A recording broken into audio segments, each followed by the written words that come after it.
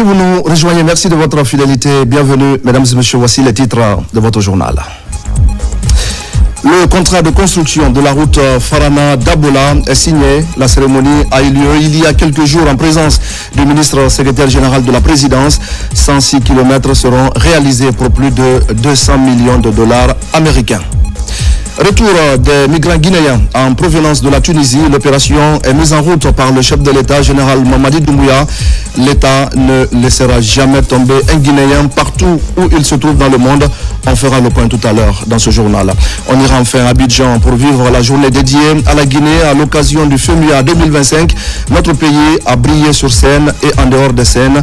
Une véritable démonstration de puissance culturelle à laquelle nos envoyés spéciaux ont assisté.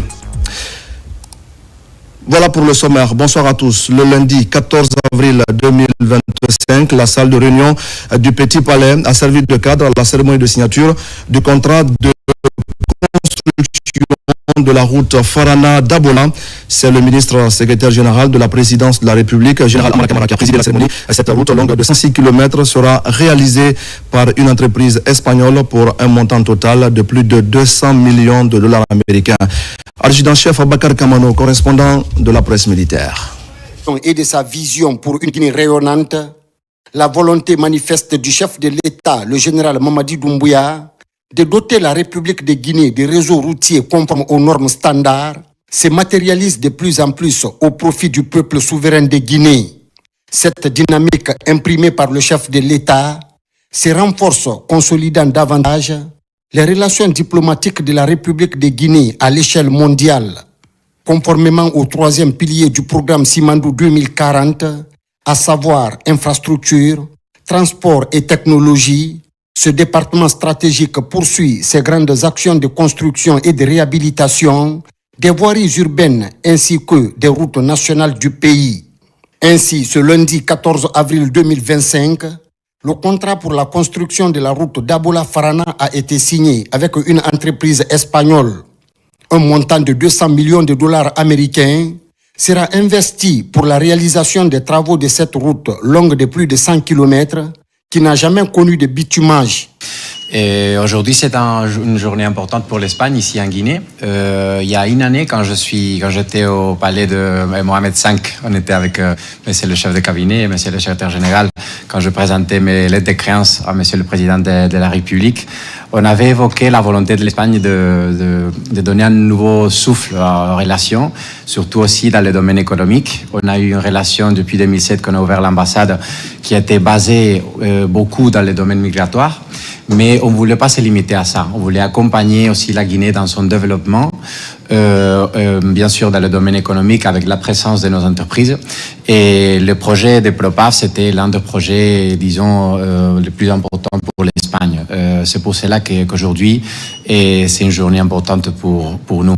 Ce contrat vient s'ajouter à une longue liste d'accords déjà signés, exécutés ou en cours d'exécution par l'actuelle équipe dirigeante du département en charge des infrastructures et des travaux publics. À cette occasion solennelle, le ministre Mahamadou Diallo a exprimé sa gratitude et sa reconnaissance envers le président de la République, le général Mamadi Doumbouya, qui fait du développement de notre pays une priorité absolue.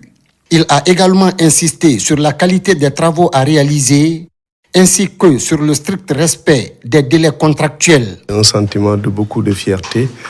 Aujourd'hui, c'est Dabola Farana qu'on vient de signer, mais je pense qu'il y a quelques semaines, c'est bien de rappeler à l'opinion publique que les gens se souviennent. On a signé ici Bissé Klima Dingirai, on a signé Mamou Farana, on a signé Mamou Labé, on a signé Boké Gawal, on a signé Kankan Kissidougou et aujourd'hui Farana Dabola. Donc c'est un total aujourd'hui d'environ 1000 km. Je pense que c'est une grande première dans l'histoire de la Guinée. On s'est engagé sur 1000 km avec des financements différents, structurants, avec des partenaires techniques et financiers qui font confiance à la Guinée. Donc je pense que tout ça, c'est à mettre à l'actif et remercier le leadership du général Mamadi Doumbouya, le président de la République, dans ces grandes ambitions qu'on est en train de matérialiser aujourd'hui. C'est un gros projet sur lequel on se réjouit. C'est 106 km pour 203 millions d'euros. C'est des projets qui viendront soulager nos populations. Et tout ça, ça concourt à la vision 2040 de Simandou. Présidé par le ministre secrétaire général de la présidence de la République, le général Amara Camara, La cérémonie a été rehaussée par la présence d'éminentes personnalités.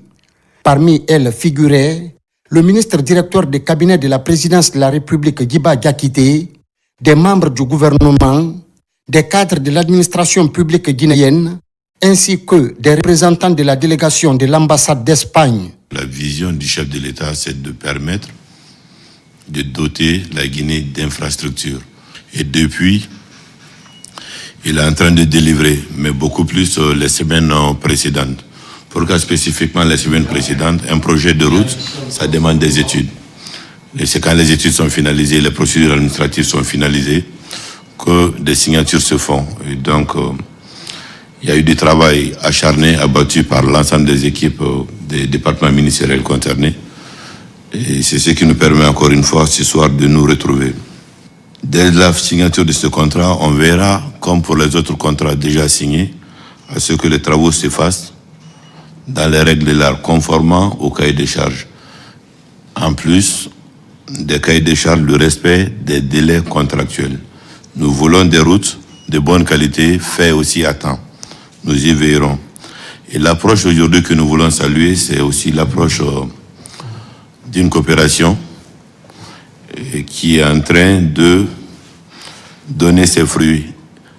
La mise en œuvre de ce projet historique inscrit dans le cadre du programme Simandou 2040 contribuera à améliorer le trafic et les réseaux routiers en République de Guinée, tout en facilitant l'interconnexion des villes et localités du pays.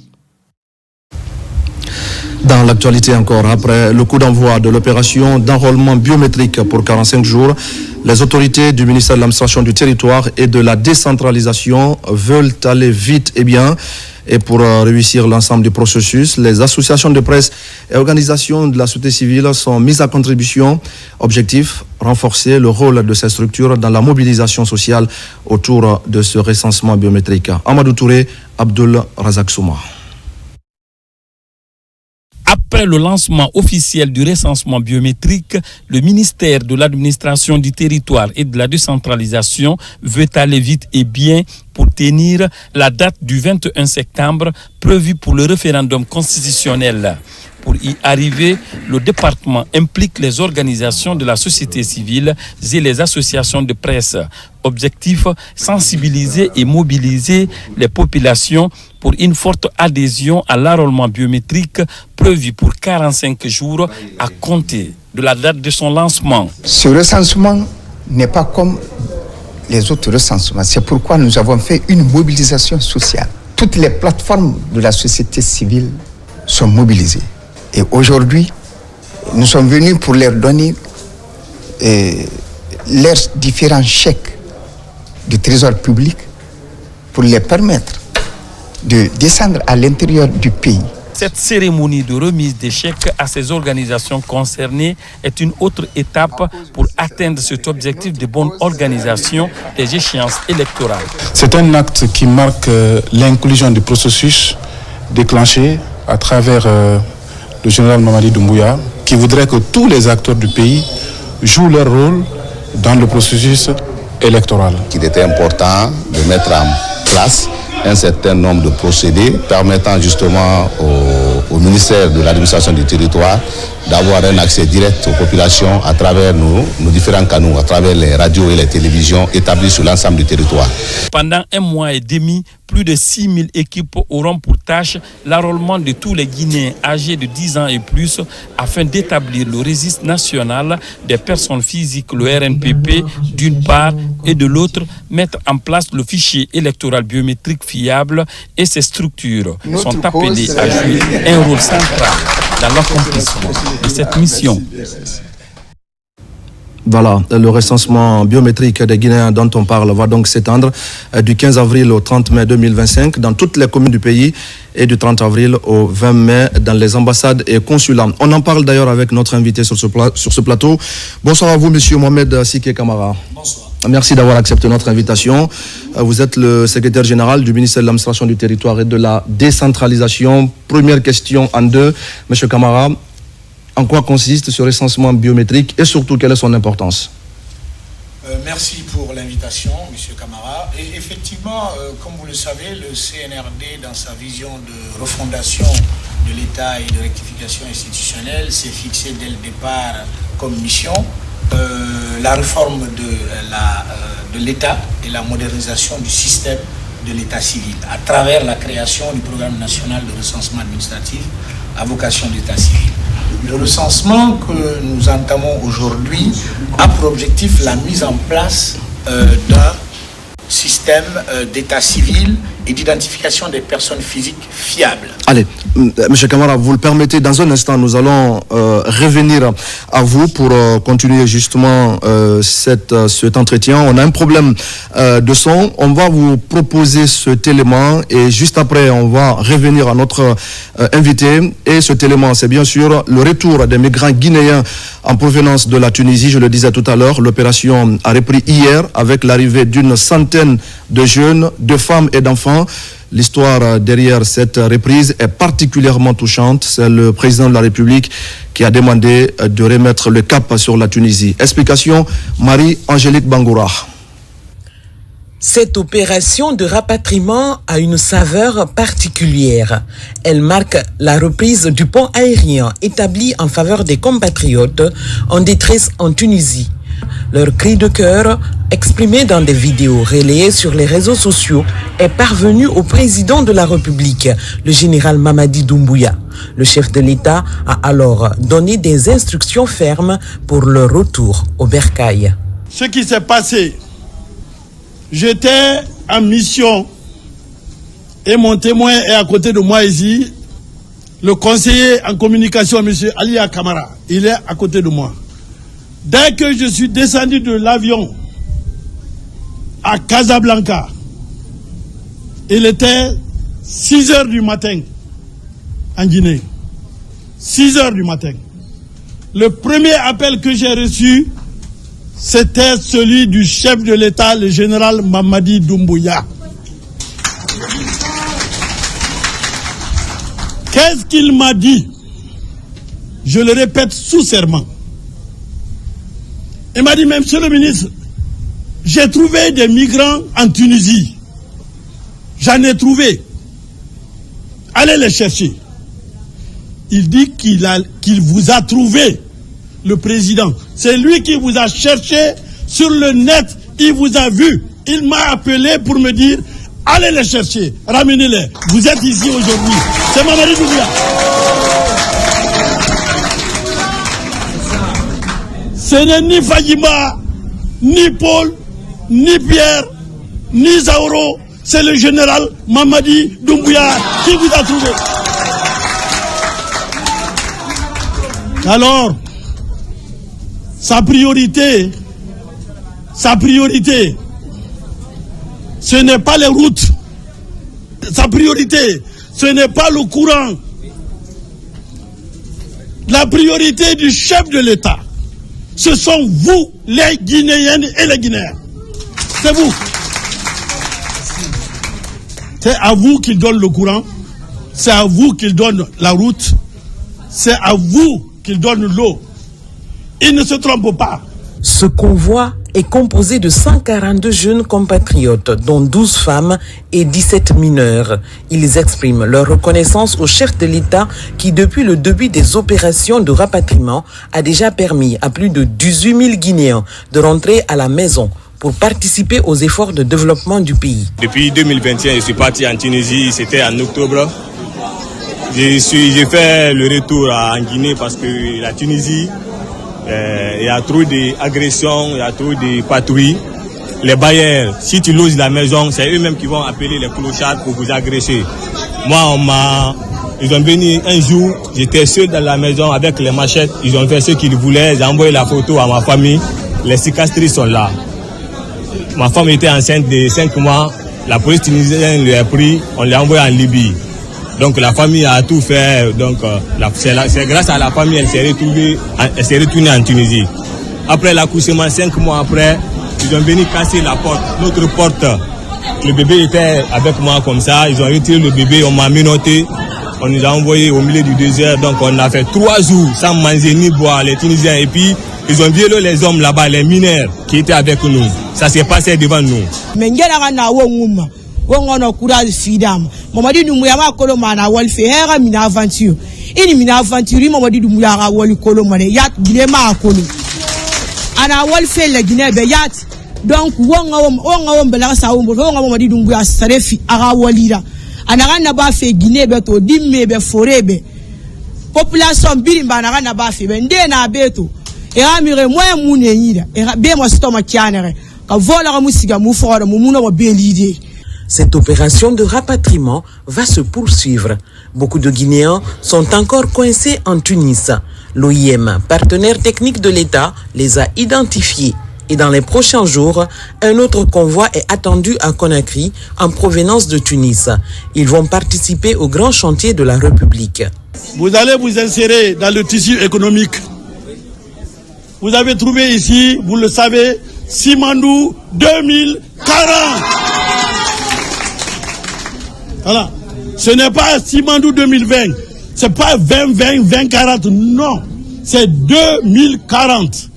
Le président a défini 2040 pour que ces 15 premières années, il puisse planter les vrais piliers du développement de ce pays. Et il le fera. Nous prions Dieu, le Tout-Puissant, qu'il lui donne la force, la santé et surtout l'amour des Guinéens qu'il a déjà conquis pour qu'il finisse cette œuvre. Ces enfants qui sont là, ces enfants, c'est là. Regardez, ces enfants-là. Quel trésor! Qu'est-ce qui vaut mieux que cet enfant? Alors il est chez lui, sur la terre libre de la Guinée. Depuis la mise en place du pont aérien par le président de la République, plus de 18 000 jeunes ont été ramenés au bercail. Le général Mamadi Doumbouya compte sur la fougue et le dynamisme de la jeunesse pour favoriser l'émergence de la République de Guinée. Merci à Marie-Angélique Bangoura. Je vous le disais tout à l'heure, mesdames et messieurs, nous allons revenir à notre invité de ce journal. C'est monsieur Mohamed Siké Camara. Encore une fois, bonsoir à vous. Bonsoir, monsieur Camara. Et bienvenue sur les antennes de la télévision nationale. Vous êtes donc le secrétaire général du ministère de l'administration du territoire et de la décentralisation. On va donc parler avec vous de ce recensement biométrique qui a été lancé il y a quelques jours sur l'ensemble du territoire national. En tout cas, c'est une opération qui concerne l'ensemble du territoire et même les consulats et les ambassades. Tout d'abord, en quoi consiste ce recensement biométrique et quelle est son importance?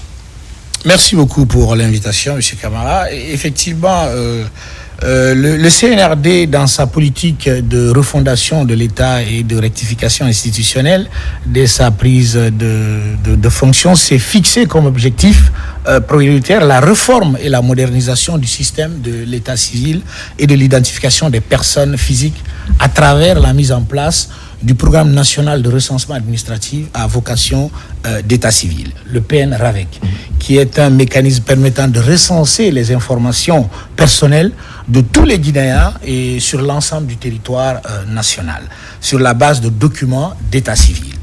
Le PN-RAVEC vise surtout à créer deux registres, le registre national de l'état civil et le registre national des personnes physiques qui sont interopérables avec les autres registres, notamment celui de la sécurité sociale, de l'éducation, de la santé, mais également des passeports ou des cartes d'identité. En quoi consiste, comme vous l'avez dit, le recensement biométrique? Le recensement biométrique consiste effectivement à enregistrer les informations personnelles biométriques, c'est-à-dire l'empreinte digitale, l'iris, la reconnaissance faciale de tout d'un citoyen, n'est-ce pas, pour des fins d'identification et d'authentification de son identité. Il permet, in fine, entre autres, de lutter efficacement contre la fraude et l'usurpation d'identité.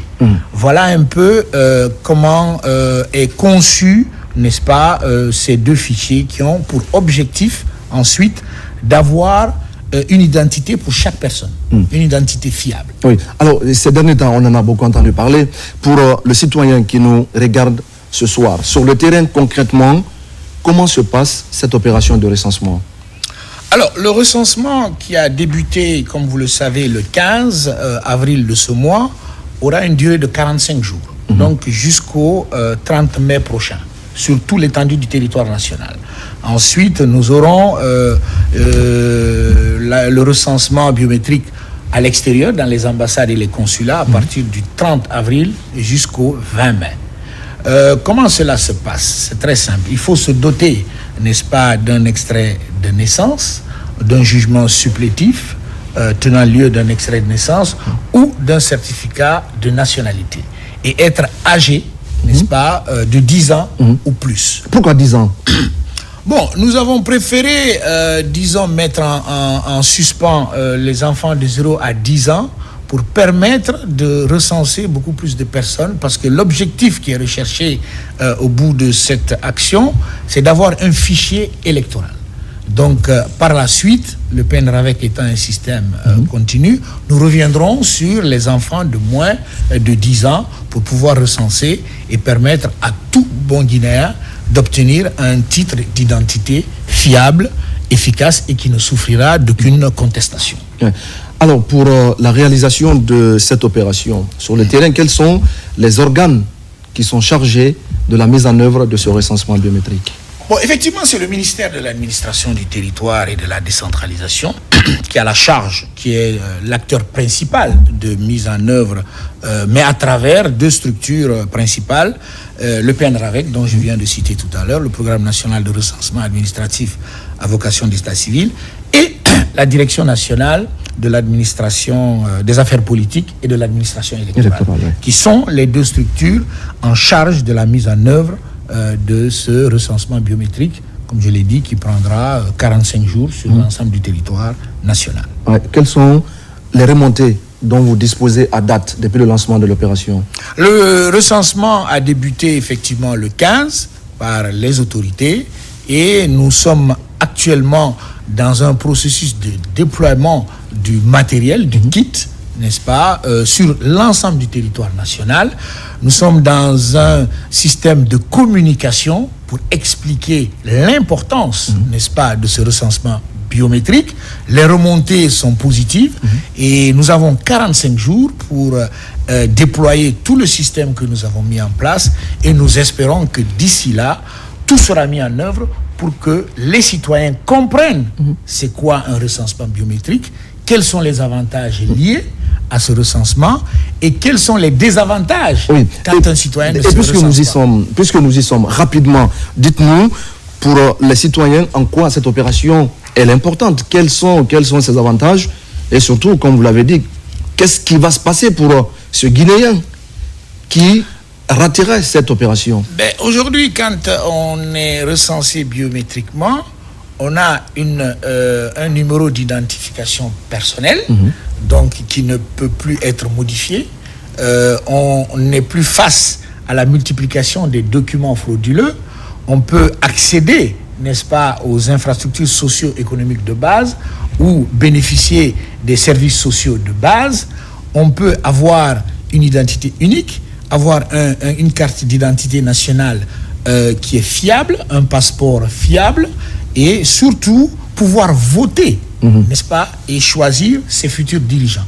Donc, à contrario, ceux qui n'auront pas la motivation d'aller se faire recenser ne bénéficieront pas de tous ces avantages dont je viens de citer.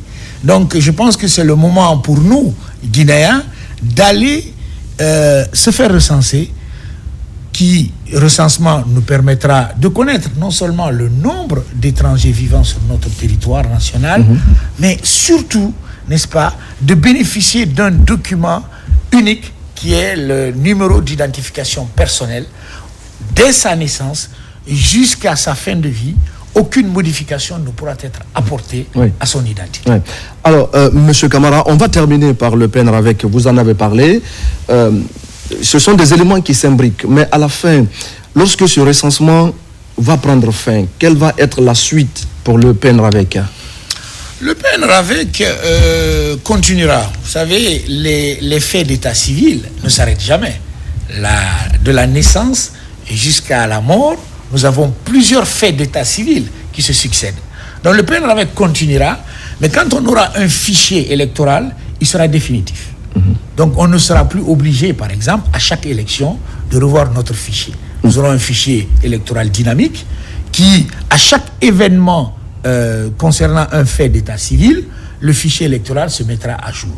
Ça permettra d'avoir une maîtrise de notre démographie, d'avoir, n'est-ce pas, des données sur notre développement économique et de ne pas tout le temps être dans une dynamique de contestation des élections parce que nous aurons un fichier unique, pérenne et qui se mettra à jour à chaque fait d'état civil.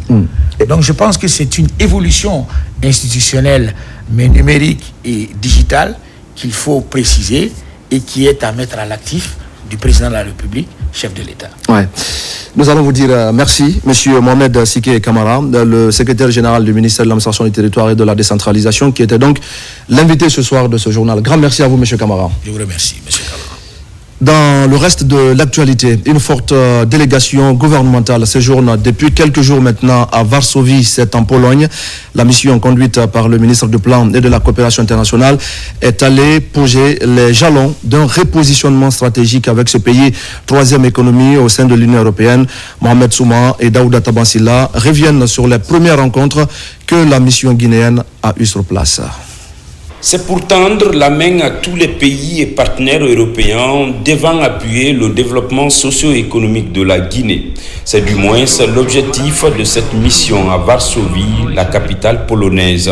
Elle est conduite par le ministre du Plan et de la Coopération internationale. Au cours de cette première journée, la délégation multiplie d'ores et déjà les rencontres. Il y a beaucoup de potentiel pour développer les relations entre la Pologne et la Guinée. Je me remercie vraiment pour avoir venir aujourd'hui pour cette excellente rencontre. Éducation, agriculture, économie, finance. La Pologne a vraiment beaucoup de compétences dans ce domaine-là. Je pense qu'il y a beaucoup de potentiel pour développer ces relations. En Pologne, cette mission marque un tournant décisif dans la politique d'ouverture de la Guinée. Elle s'inscrit également dans la dynamique du programme Simandou 2040 qui fait de la diversification des partenariats et du développement du capital humain des piliers majeurs de transformation. On les a expliqué la vision du chef de l'État, le projet Simandou, le programme Simandou et d'autres projets catalyseurs de développement pour inciter les entreprises polonaises à venir en Guinée, pour concrétiser des projets. Mais ce qui est aussi important, c'est un membre influent de l'Union européenne. Donc le financement sera double des banques polonaises, mais aussi les banques de l'Union européenne. Donc, comme je l'ai dit tantôt, la Guinée en marche sous la vision éclairée du président de la République, le général Mamadi Doumbouya, mais aussi sous la direction du chef de gouvernement, M. Amadou Riba. Au compte de cette première journée de travail, le ministre Nabé et sa suite ont rencontré le directeur général de l'Agence polonaise du commerce et des investissements. Et dans le cadre du développement du capital humain, l'Institut national de statistique de Pologne accorde 50 bourses de formation au profit de jeunes Guinéens dans le cadre des statistiques. Je le disais tout à l'heure au sommaire, et nous allons parler de la 17e édition du Festival des musiques urbaines d'Anoumabo, Abidjan. La Guinée s'impose et bat le record des pays invités à cette grande manifestation culturelle. Conférences, débats, défilés de mode et gastronomie guinéenne ont marqué la journée dédiée à notre pays. Une journée historique résumée par nos envoyés spéciaux à Abidjan, Mamadou Djoumaba et Ousmane Ba. FEMUA 17 jours 3 spécialement dédié à la Guinée. Une journée riche en couleurs et en activités. Ivoiriens et Guinéens tous en textile made in Guinée, comme pour célébrer la Guinée dans toute sa grandeur sur la terre ivoirienne. Les festivités démarrent par une conférence de presse animée par le ministre Moussa Moïse Silla et le commissaire général du FEMUA Salif Traoré à Salfo. Face aux médias et au public, ils ont relevé les points forts dont la Guinée a fait montre. Une première à ce festival. Ce plateau que j'ai partagé avec mon frère Assalfo, commissaire général du FEMUA, avait pour objectif d'expliquer un peu les objectifs de la désignation de la Guinée comme le pays invité d'honneur du FEMUA 17. Expliquer que nous sommes porteurs d'un message du président de la République, le général Mamadi Doumbouya, qui a accepté cette désignation, qui a mis les moyens pour nous accompagner. Vous voyez, nous sommes ici avec plus de 300 personnes, des artistes, des anciens ministres, des cadres de différents départements, pour porter son message de paix, d'unité et d'appel au vrai panafricanisme à l'endroit du peuple ivoirien, mais également de la communauté internationale. La conférence de presse est suivie d'un panel de la directrice générale de l'ONT sur le potentiel touristique guinéen. Puis, place à l'ambiance, marquée par des prestations des Guinness des records guinéens, suivies d'un défilé de stylistes modélistes.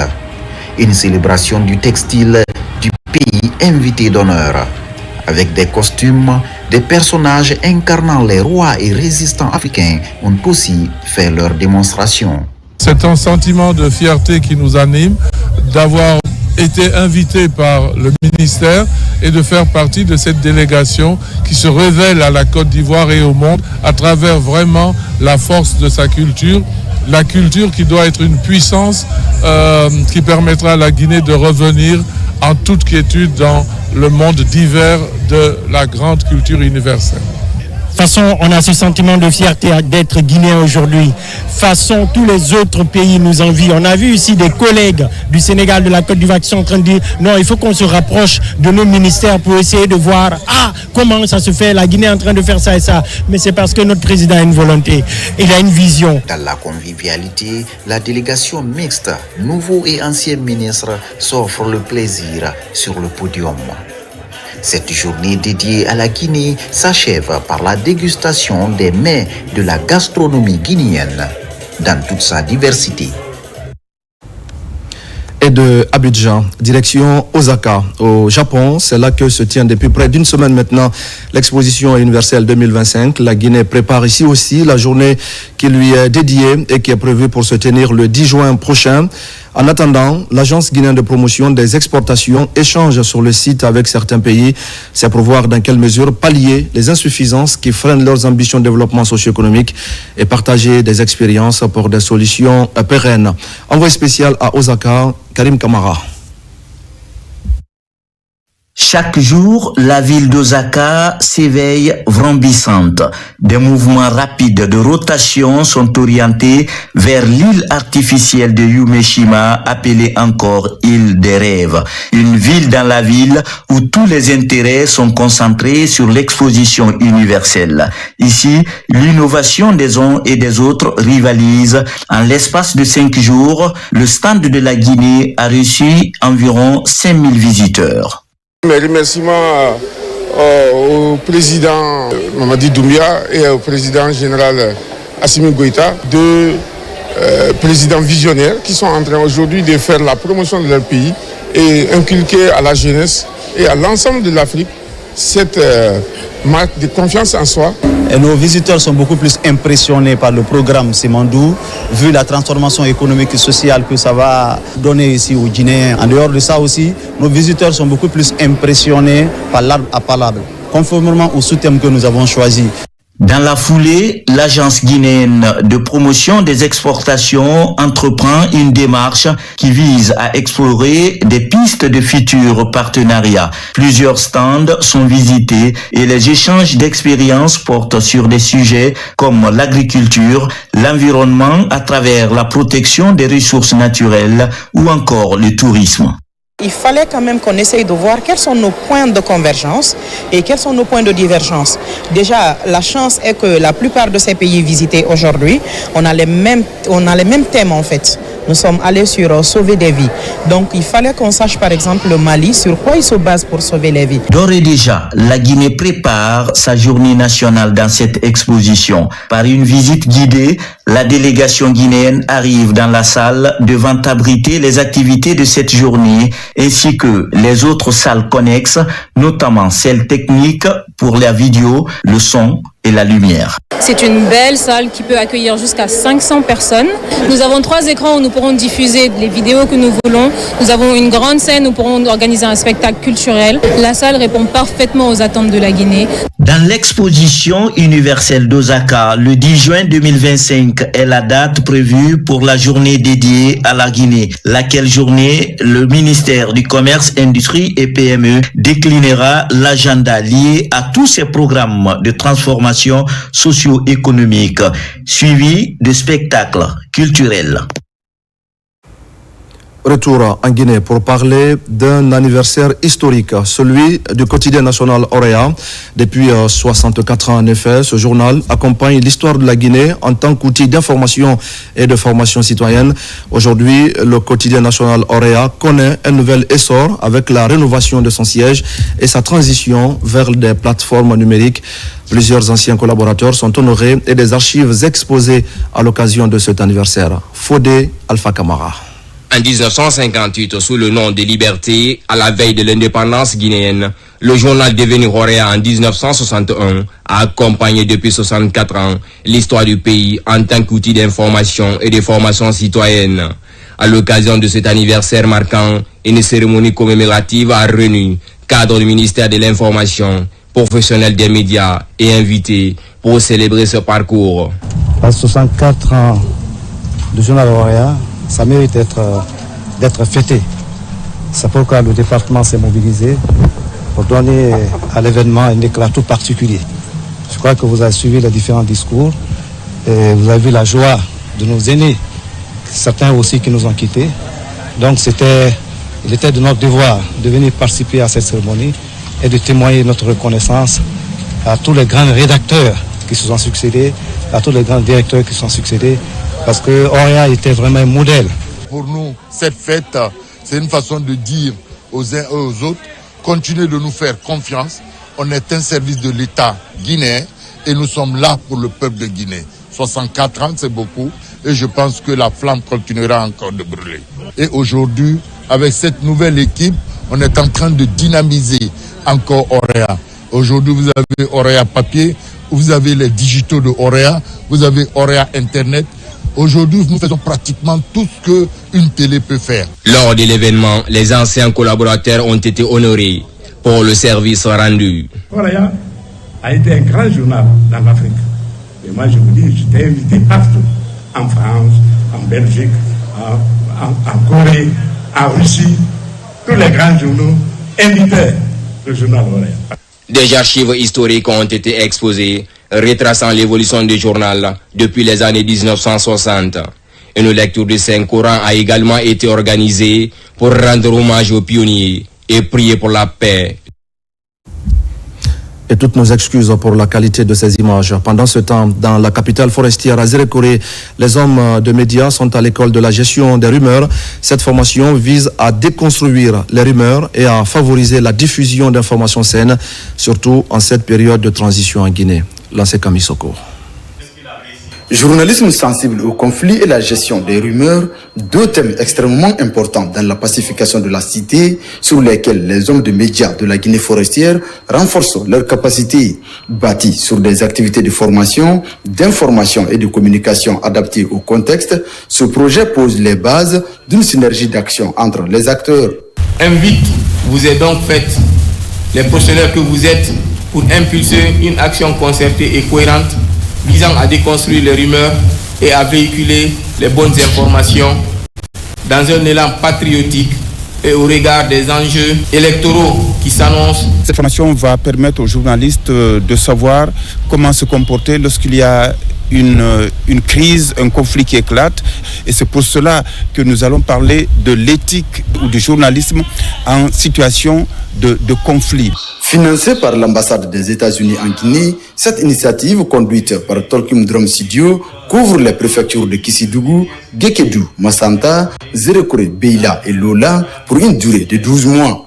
Ce projet intitulé Nani Nani, mis en œuvre par Tolkim Drum Studio et l'organisation internationale ELVA, vise à soutenir la gestion des rumeurs, la diffusion des informations fiables et le renforcement de la cohésion sociale en Guinée. Au nom de M. le gouverneur de la région de Zérékoré et à mon nom propre, mes sincères remerciements à l'ambassade des États-Unis pour son appui constant à la promotion de la paix, de la liberté d'expression et du professionnalisme des médias dans notre pays. Dans un contexte guinéen marqué par l'avènement des échéances électorales, il est donc important de rappeler aux hommes de médias le rôle qui leur est dévolu dans l'établissement d'une cité pacifique. À présent, le contenu de ce communiqué du ministère du Travail et de la Fonction publique.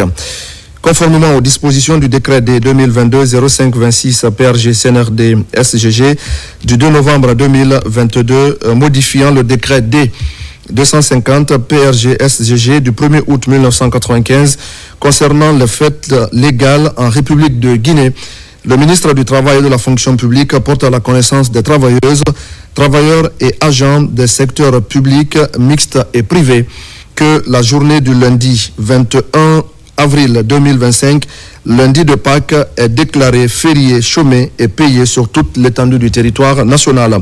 Le ministre du Travail et de la Fonction publique profite de cette heureuse occasion pour souhaiter une bonne fête à tous les fidèles chrétiens de la Guinée et d'ailleurs. Le ministre Faya François Bourouno. L'ONG Femmes, Développement et Droits Humains en Guinée continue de jouer un rôle crucial dans la lutte contre les violences basées sur le genre.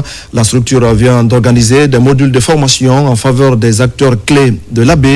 Pendant 3 jours, les agents de prise en charge des cas de violence ont échangé sur les enjeux du dialogue communautaire ainsi que sur les mécanismes de protection et de soutien aux victimes. Saint-Martin, Francine Adouno.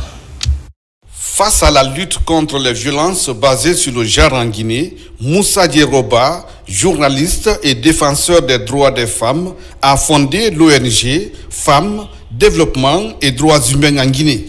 Avec le soutien financier de Feminist Opportunities Now, est membre de l'IPPF, Fédération internationale pour la planification familiale en Afrique. Moussa Djeroba nourrit ses partenariats qui est crucial car il permet à sa structure de renforcer les capacités des acteurs clés de l'AB et d'étendre son impact à travers des programmes ciblés et des interventions communautaires. Nous avons réussi à mettre en place ce dialogue entre des personnes qui ne sont pas de la même génération, mais qui ont fait des recommandations qui pourront nous permettre vraiment d'organiser d'autres activités ou de réfléchir à d'autres financements qui pourront par exemple faciliter l'organisation même des procès ici, parce que vous avez écouté le tribunal, les gens qui sont venus du tribunal, ils veulent organiser des audiences mais il n'y a pas d'avocat. 3 jours d'activités intenses ont mobilisé les acteurs de la chaîne de prise en charge des cas de violence basés sur le genre à l'AB. C'était une sorte de sensibilisation, connaître quel est l'état des lieux des violences basées sur le genre dans la région de la baie, mais essayer aussi de trouver des pistes de solutions, des recommandations afin vraiment de freiner ce phénomène. Les violences conjugales, la mutilation génitale féminine, de la recrudescence des cas de viol à la baie. Placé sous le thème renforcement des capacités des acteurs de la chaîne et organisation d'un dialogue communautaire pour la lutte contre les VBG en milieu communautaire, ce projet vise à mobiliser et à former divers acteurs locaux et à créer des espaces de dialogue où les membres de la communauté peuvent échanger sur les VBG, partager des expériences et discuter des mesures de prévention afin d'améliorer la réponse aux violences basées sur le genre. On en vient maintenant à la journée mondiale de lutte contre l'hémophilie, une journée instituée depuis 1963 et qui est célébrée en Guinée pour l'occasion des séances de formation. Des panels et des conférences débats sont organisés. L'association guinéenne de lutte contre l'hémophilie et son partenaire Novo Nordisk Hemophilia Foundation ont profité de la journée pour parler des avancées et des défis de la lutte. Adia Toubari, Moussa Bangoura. L'hémophilie et la drépanocytose sont toutes des maladies héréditaires très répandues. Leurs facteurs de risque et symptômes sont souvent confondus à d'autres pathologies. Pour l'hémophilie, par exemple, le saignement reste le principal signe d'alerte. Tous les orifices naturels peuvent être l'objet de saignement. C'est sa seule manifestation clinique. Et il y a des éléments qui interviennent dans notre corps qui nous empêchent de saigner sans cause. On les appelle les saignements spontanés. Et aussi, quand on saigne parce qu'on a été confronté à une situation traumatique, ces mêmes éléments-là se mettent en place pour arrêter ce saignement. Sauf que chez les patients qui sont hémophiles, il y a l'un ou deux de ces éléments-là qui sont manquants. Ce qui fait que le traitement qu'on fait pour ces patients, c'est d'apporter ce qui leur manque. Depuis 2008, l'hémophilie est classée comme un réel problème de santé publique. En Guinée, 122 patients hémophiles sont suivis au service d'hématologie de l'hôpital Niastine. Le diagnostic précoce et l'accès équitable aux soins constituent encore des défis à relever. pas pour la Guinée seulement, pour beaucoup de pays, les cas sont encore sous-notifiés. Et nous n'avons pas beaucoup d'outils diagnostiques à disposition. C'est pourquoi cette équipe du ministère de la Santé en a fait une priorité et participe activement pour rehausser le niveau de prise en charge de cette maladie-là. L'OMS et la Fédération mondiale de l'hémophilie, à travers un mémorandum, ont donné des directives et recommandations sur les moyens de prévenir et de combattre l'hémophilie. Il s'agit entre autres la mise en place de programmes nationaux de prise en charge de l'hémophilie, l'intensification des activités de sensibilisation et de dépistage. À l'occasion de la célébration de la Journée mondiale de lutte contre l'hémophilie, une série de formations est faite pour une remise à niveau du personnel soignant. Faute d'un traitement adéquat, ces enfants, ces jeunes et ces adultes sont souvent condamnés à une vie d'isolement, de stigmatisation et dans certains cas à une mort prématurée. Aujourd'hui, aucune prévalence nationale de l'hémophilie n'est disponible, mais les acteurs impliqués dans la lutte mettent en avant la prévention par la promotion des examens prénuptiaux. Et puis, un médecin nord-coréen vient de tomber dans les filets du Comité technique national de lutte contre les pratiques médicales et paramédicales illégales.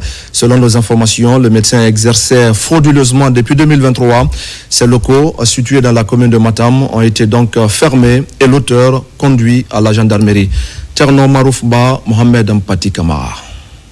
À la commune de Matam, dans leur mission d'identification et de fermeture des cliniques ne répondant pas aux normes, les inspecteurs du comité technique national tombent sur un nouveau cas. Dans cet immeuble, un médecin nord-coréen pratique des activités médicales sans aucune certification et de surcroît dans un local non approprié. Après le tour dans les différentes salles, la décision ne tarde pas. Les locaux sont scellés par la gendarmerie nationale. Il s'agit donc d'une question assez spécifique qui mérite une attention particulière et qui devrait servir d'ailleurs d'occasion pour attirer l'attention de nos chers citoyens afin qu'ils prêtent attention à leur propre niveau aux personnes qu'ils consultent pour les problèmes de santé. Lorsque vous avez en face des sujets étrangers, il est extrêmement important de vous rassurer que ces personnes sont en train d'évoluer dans des conditions légales. Au-delà des installations de cette clinique, les inspecteurs découvrent une autre réalité. Dans l'une des salles servant de chambre à coucher, une armoire remplie de médicaments. Des faux médicaments qui ne sont plus aptes à la consommation.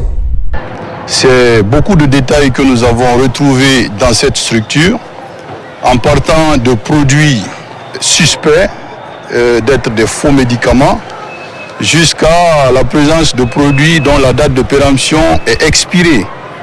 Rien ne nous rassure que ces produits n'étaient pas destinés à être administrés à des citoyens guinéens. Donc pour notre part, en tant que ministère de la Santé, la mesure qui s'impose, c'est la fermeture. Pour des fins d'enquête sur la présence de ce médecin nord-coréen exerçant frauduleusement la profession médicale sur le sol guinéen, il est mis à la disposition de la direction des investigations judiciaires de la gendarmerie nationale. Au même moment, la problématique liée à l'insalubrité préoccupe plus que jamais les autorités communales de Matoto. Hier, les conseillers de la mairie et les responsables des 13 quartiers de la commune se sont retrouvés pour évaluer la situation. La rencontre aboutit à une série de décisions qui visent à débarrasser les quartiers de leurs ordures avant les grandes pluies. Mohamedou Saliouba commente les images de Ousmane Kamara.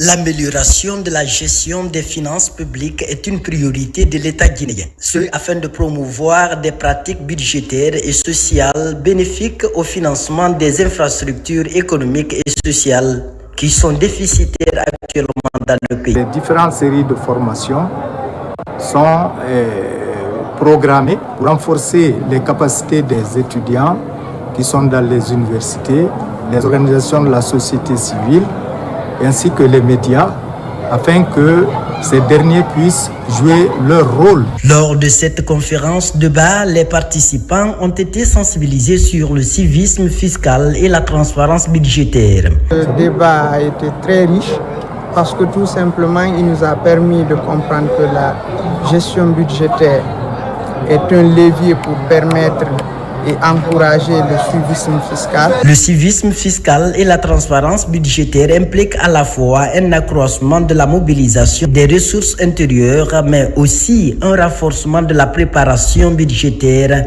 et du contrôle de la chaîne de dépenses publiques. Le bon citoyen concourt à ce qu'on appelle le vivre ensemble. Et vivre ensemble, cela veut dire que les paramètres de la vie, notamment l'éducation, la santé, les infrastructures, et pour que ces infrastructures soient réalisées, il faudrait que chaque citoyen, en ce qui le concerne, puisse faire sa part de cotisation. Le projet de renforcement de l'engagement citoyen pour le civisme fiscal et l'amélioration de la transparence budgétaire est porté par l'ONG AFVDD avec le financement de l'Agence française de développement et l'Union européenne. Un projet qui couvre l'ensemble des régions administratives de la Guinée et pour une durée prévisionnelle de 15 mois. Vous l'aurez donc compris, mesdames et messieurs, c'était le compte-rendu de Nabila Moussa Kamara et Sarafdine Diallo sur ce projet de renforcement de l'engagement citoyen en faveur du civisme fiscal et de l'amélioration de la transparence budgétaire. Ça se passe donc à l'Abbé. On retourne à l'élément de Mamadou Saliouba sur la lutte contre l'insalubrité dans la commune de Matoto. Le long des ruelles, ces ordures ça et là, ou encore ces poubelles débordées, attire toutes les attentions à l'orée des grandes pluies. À la commune de Matoto, la question s'impose comme une urgence absolue pour les conseillers de la délégation spéciale et les responsables des 13 quartiers de la commune. Nous avons vu que la présidence de ces PAV ne répondait pas réellement à la politique d'assainissement qui était mise en place. Il s'agit de tenir la ville propre, de tenir nos rues propres, parce que ce sont ces routes qui sont le plus souvent vues en premier lieu pour toute personne qui se rend chez nous. Nous sommes prêts à accompagner les autorités de Matoto, à accompagner les autorités de la République. S'il y a un flux d'abonnés, nous allons accompagner proportionnellement au nombre d'adhésions d'abonnements, la quantité de matériel qu'il faut. Durant cette rencontre d'intenses débats, la problématique d'insalubrité est abordée dans toutes ses facettes. Les débats ont révélé des défaillances dans la chaîne d'assainissement et des comportements inciviques non compatibles à la bonne gestion des déchets. Pour éliminer des oppositions sauvages, il nous fallait de façon responsable identifier des lieux publics où on pouvait faire des équipements. Il a été question que le transfert des compétences se fait de façon concomitante avec le transfert des moyens. Ce cri de cœur aujourd'hui a été entendu par la plus haute autorité de la République, qui est son Excellence le général Mamadi Doumbouya. C'est désormais la course contre la montre pour débarrasser les quartiers des ordures avant la grande pluie. L'ONG Action pour la défense des acquis de la République vient également d'organiser une séance de sensibilisation des femmes. La promotion de l'autonomisation de cette couche est l'objectif recherché. La cérémonie a eu lieu à la tannerie, toujours dans la commune de Matoto. C'est un compte rendu de Mikini Moussa Kamara et Tcherno Maroufba. Entre hommes et femmes, le gouvernement guinéen a engagé des réformes vigoureuses. Il a pris des mesures structurelles et institutionnelles pour transformer les normes sociales. Depuis 3 ans en Guinée, l'autonomisation économique, sociale et politique des femmes est devenue non seulement une réalité, mais un déterminant fondamental de la consolidation du bien-être de la jeune féminine et de la cohésion sociale. Je appelle toutes les femmes à être autonomes. Si vous voyez aujourd'hui, j'ai décidé de faire la formation sur l'entrepreneuriat féminin. Ça veut dire les femmes aussi peuvent entreprendre. Rester à la maison, attendre l'aide des hommes n'est pas la solution.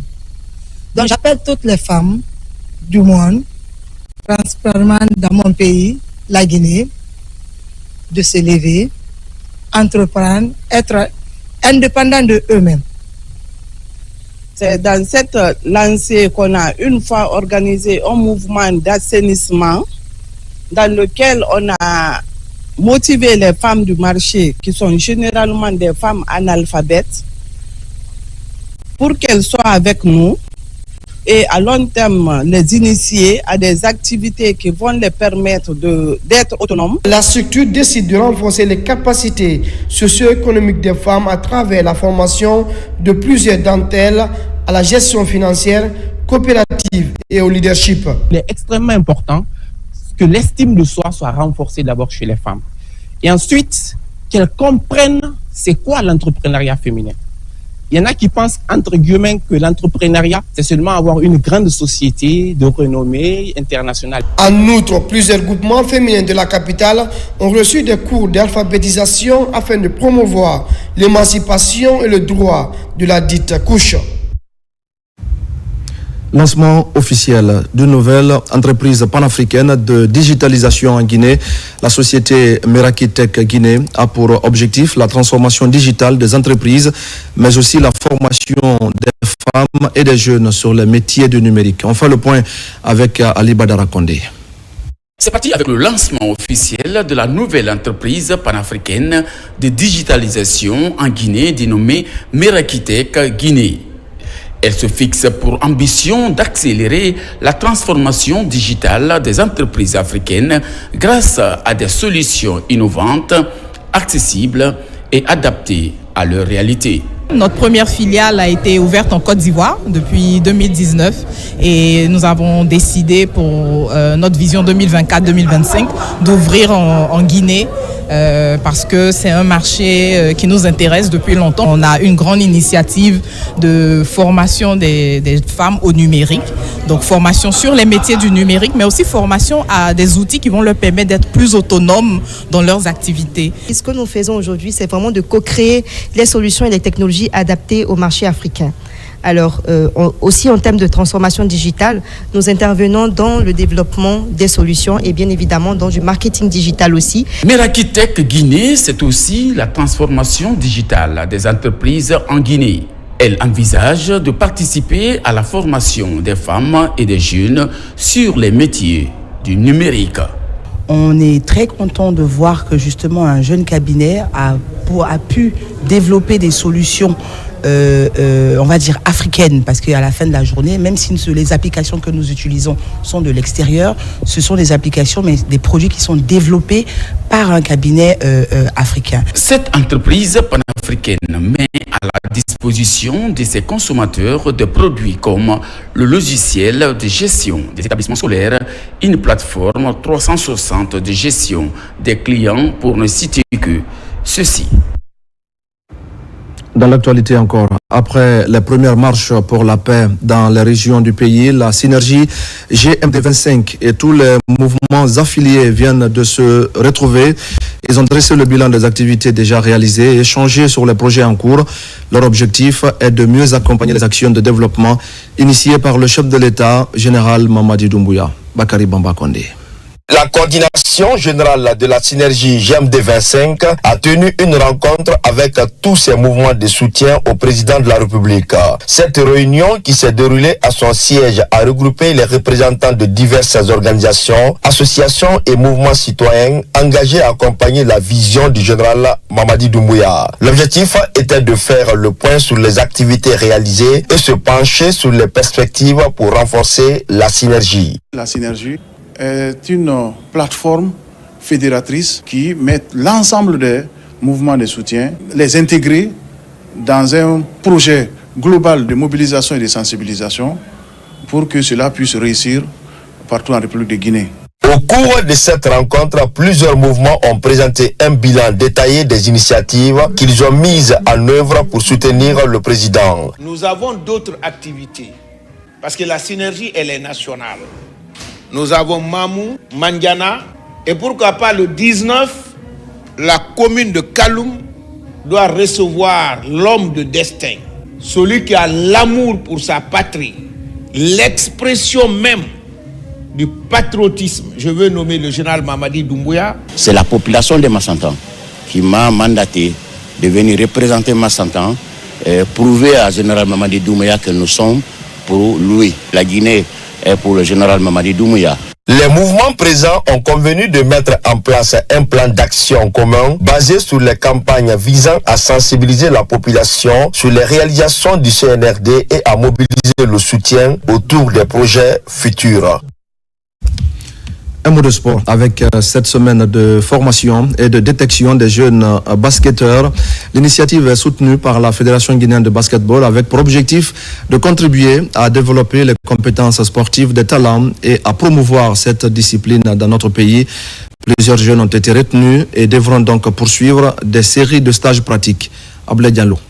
Cette séance d'entraînement est le couronnement d'une semaine de formation de ces jeunes pépites du basketball guinéen. L'idée est d'améliorer le niveau des jeux de ces jeunes basketteurs, mais aussi leur inculquer des valeurs telles que le travail d'équipe, la discipline et la persévérance. Notre objectif, c'était de travailler la défense et l'attaque.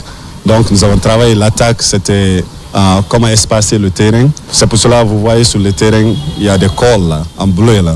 Comment espacer, les apprendre, comment être patiente, comment se bouger sans ballon, comment passer, jouer en équipe. En défense, nous avons travaillé comment rétrécir le terrain, comment aider, on appelle ça 70-100. Cette démonstration de ces jeunes joueurs est l'illustration parfaite de l'impact positif des programmes développés au cours de ce partage d'expériences entre les professionnels et les locaux. J'ai appris assez de trucs, par exemple comme l'occupation du terrain et ne pas se précis quand tu as le ballon. J'ai appris plein de trucs, le mindset, tu te places très bien, la tête posée. L'initiative organisée par le président du club, vraiment c'est salutaire. Donc la Fédération guinéenne de basketball est très ravie, très content du club. En collaboration avec la Fédération guinéenne de basketball, cette initiative de George Club Basketball contribue à développer des compétences sportives de ces jeunes talents. On a d'autres projets futurs avec d'autres partenaires. Pourquoi ne pas aller vers la construction d'une école de basketball en Guinée, qui sera une première au niveau de la sous-région. Nous, notre vision est basée sur l'international. À l'issue de plusieurs jours d'activité, 20 jeunes basketteurs sont sélectionnés pour cette année et 9 pour l'année prochaine. Ils devraient poursuivre des séries de stages pratiques ici pour certains et aux États-Unis d'Amérique pour d'autres. Et voilà, mesdames et messieurs, c'est la fin de ce journal. Merci à tous de l'avoir suivi. Je vous retrouve demain pour d'autres actualités de l'année, notre paradis terre de richesse et d'innovation. Je vous souhaite à tous de passer une belle soirée en compagnie de nos programmes.